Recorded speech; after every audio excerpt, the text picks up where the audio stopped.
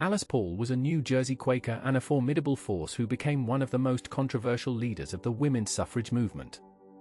Alice Stokes Paul, suffragist and women's rights activist, was born in Mount Laurel, New Jersey on January 11, 1885. She came from a prosperous Quaker family. She had a determined demeanor and unwavering commitment to equality. Paul's early years were marked by privilege and purpose. She attended Swarthmore College, a Quaker institution, graduating in 1905 with a degree in biology. Her education there shaped her understanding of social reform and activism, though her later career would test those lessons in the most challenging ways imaginable. After graduating from Swarthmore, Paul continued her education at the New York School of Philanthropy, where she studied social work. She then traveled to England to pursue further studies at the University of Birmingham and the London School of Economics. It was during this time in England that Paul's life took a transformative turn. She became involved with the militant British suffrage movement led by Emmeline Pankhurst and her daughters. The British suffragettes employed confrontational tactics that shocked Edwardian society.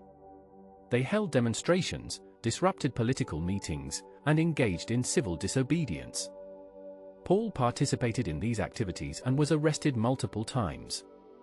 She was imprisoned and went on hunger strikes, enduring the brutal practice of force-feeding that British authorities used to break the will of suffragette prisoners.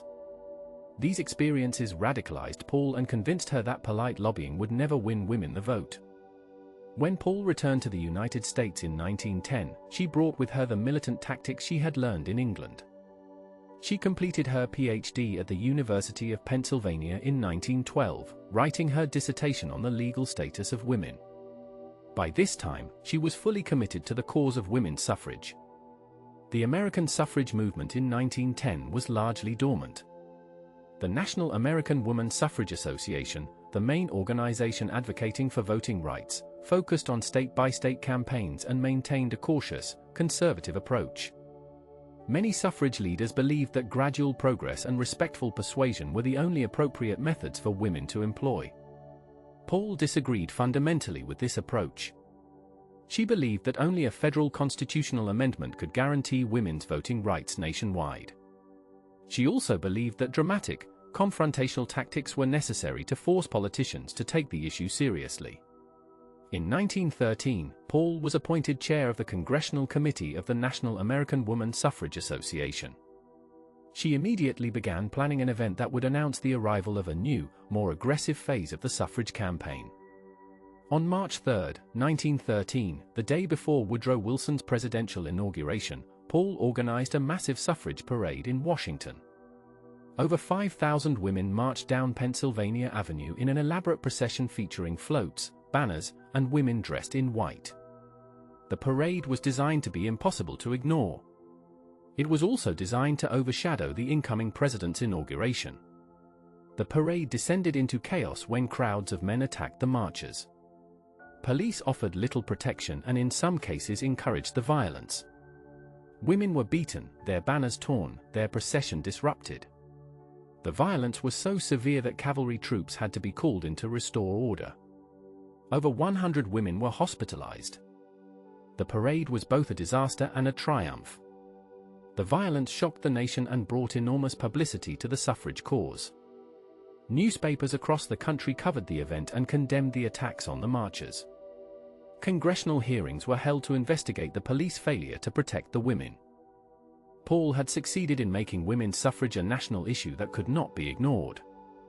However, the tactics and publicity also alarmed the conservative leadership of the National American Woman Suffrage Association. They disapproved of Paul's confrontational approach and her focus on a federal amendment rather than state campaigns. In 1914, Paul broke away from the National American Woman Suffrage Association and formed her own organization, the Congressional Union for Woman Suffrage, which later became the National Woman's Party. This organization would become the militant wing of the American suffrage movement. Paul's strategy was to hold the party in power responsible for the failure to pass a suffrage amendment. Since the Democrats controlled both Congress and the presidency, she directed her efforts against them.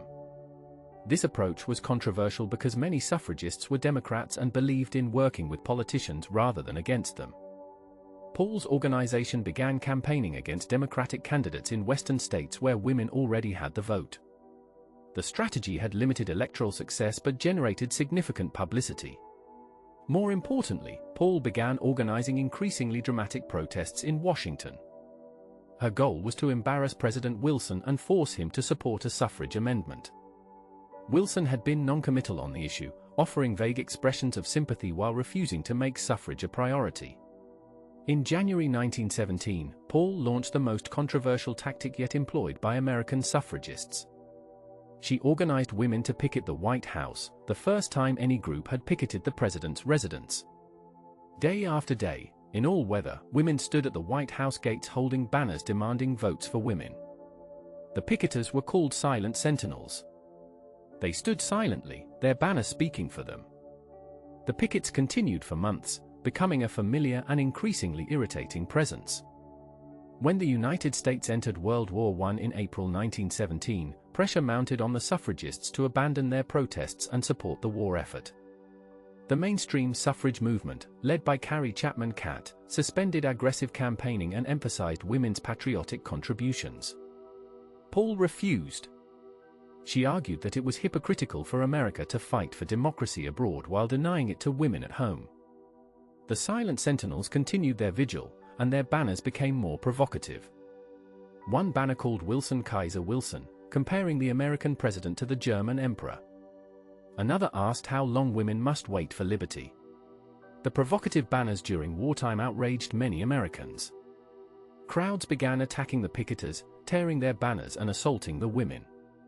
Police, who had initially tolerated the pickets, began arresting the women. They were charged with obstructing traffic, a spurious charge given that the picketers stood peacefully on the sidewalk. Paul herself was arrested multiple times. In October 1917, she was sentenced to 7 months in prison.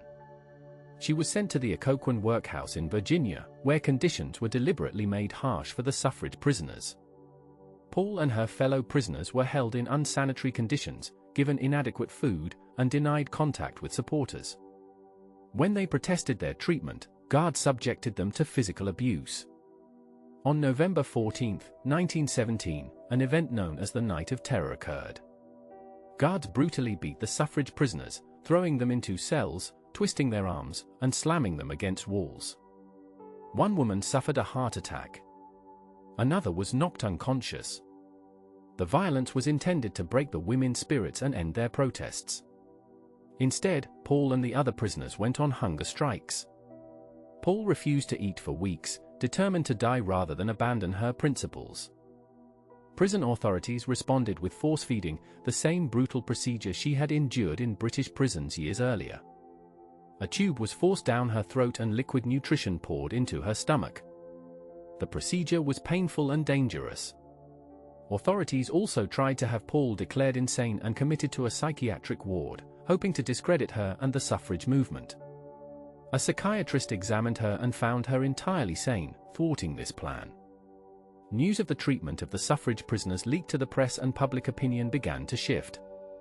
The image of respectable women being brutalized in prison for demanding the right to vote was powerful and disturbing. The government had overplayed its hand. In late November, all the suffrage prisoners were suddenly released. The charges against them were eventually dismissed. The imprisonment and abuse of the picketers had generated enormous sympathy for the suffrage cause and put tremendous pressure on President Wilson. In January 1918, Wilson finally announced his support for a women's suffrage amendment. The shift was motivated by political calculation more than principle. Wilson recognized that the suffragists would not give up and that their tactics were generating sympathy. He also needed the support of pro-suffrage members of Congress for his war policies. The House of Representatives passed the suffrage amendment on January 10, 1918, exactly 1 day before Alice Paul's 33rd birthday. However, the Senate defeated the amendment twice in 1918 and once in early 1919. Paul and the National Woman's Party continued their pressure campaign. They held protest meetings, burned copies of Wilson's speeches about democracy, and kept the issue in the public eye. After the 1918 elections gave Republicans control of Congress, the political situation shifted. On May 21, 1919, the House passed the amendment again. On June 4, 1919, the Senate finally passed it. The amendment then went to the states for ratification. 3/4 of the states needed to ratify it for it to become part of the Constitution. The ratification campaign lasted over a year. Paul and her organization worked tirelessly to pressure state legislatures.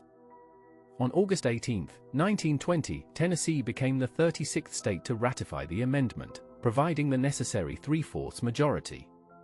On August 26, 1920, the 19th Amendment was officially certified as part of the Constitution.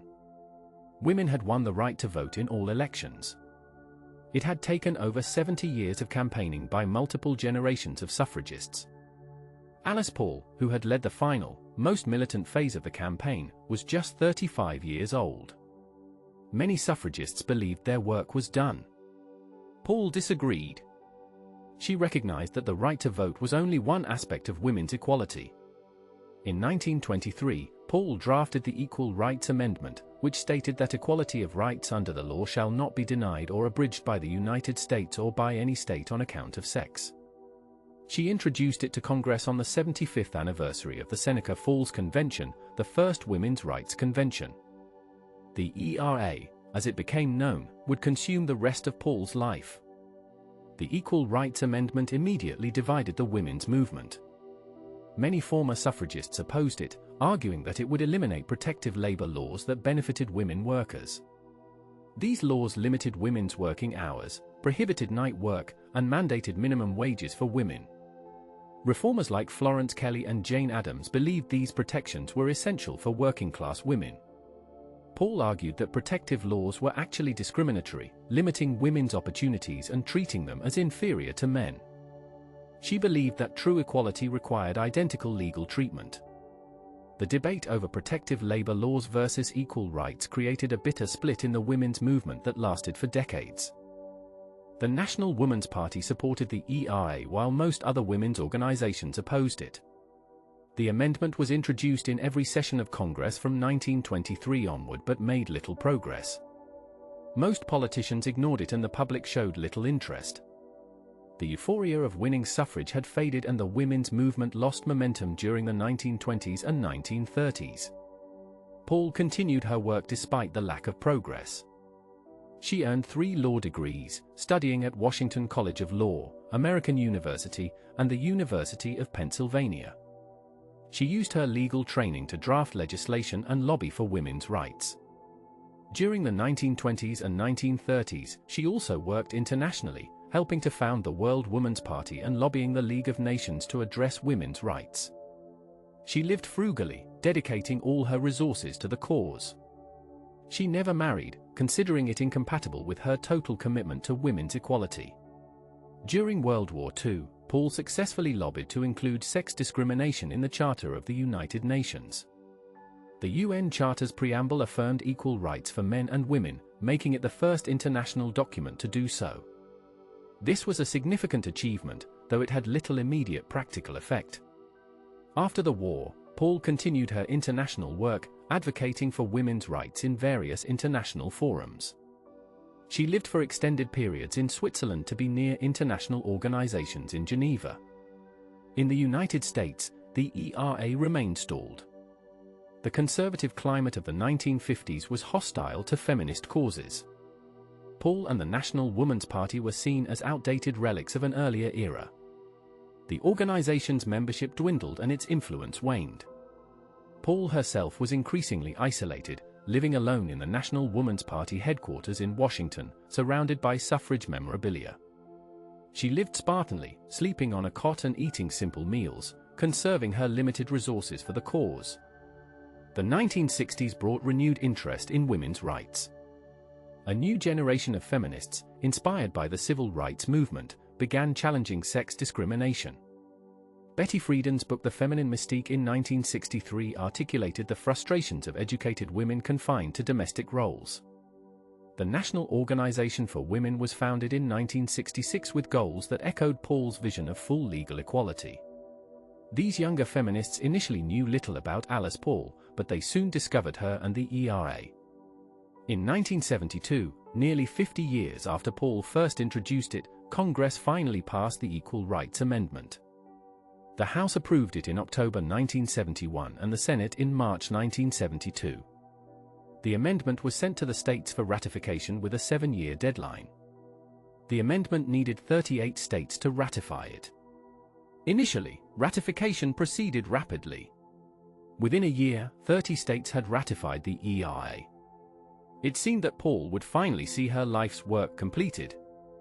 However, opposition to the ERA mobilized.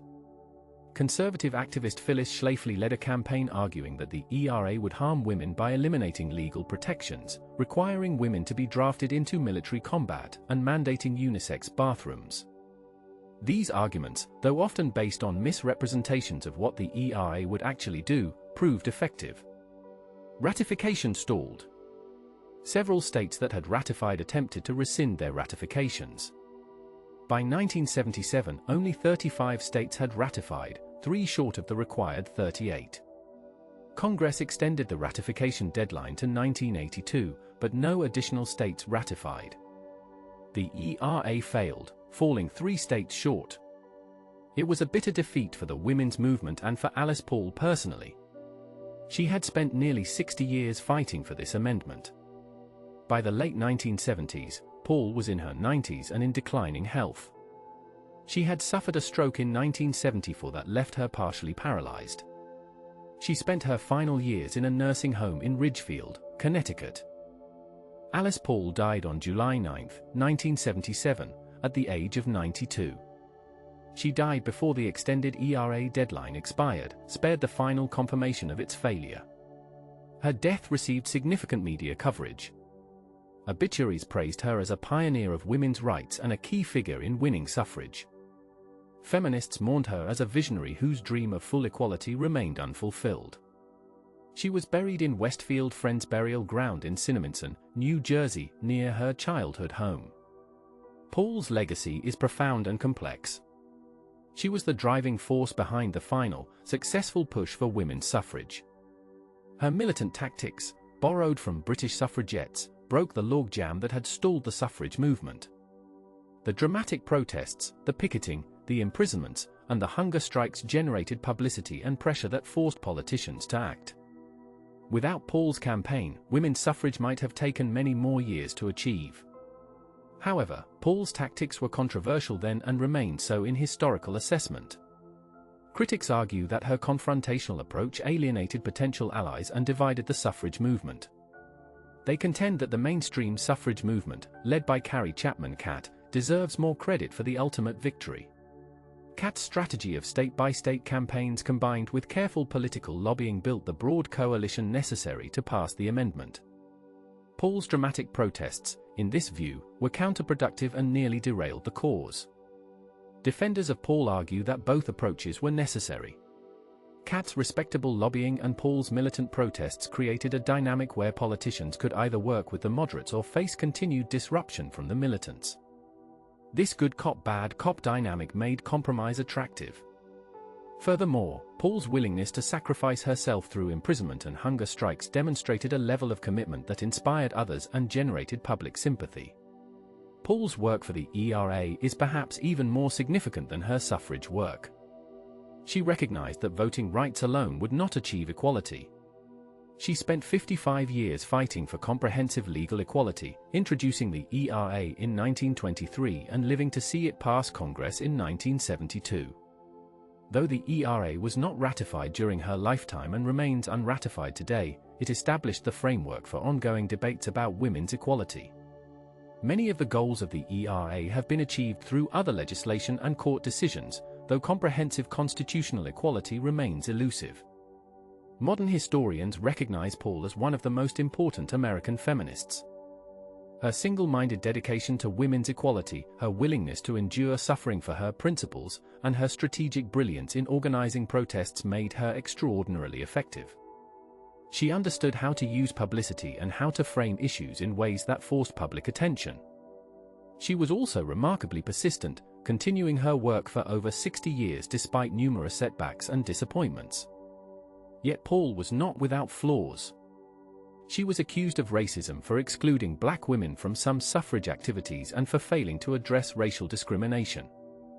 The National Woman's Party focused exclusively on sex discrimination and ignored how race and class intersected with gender.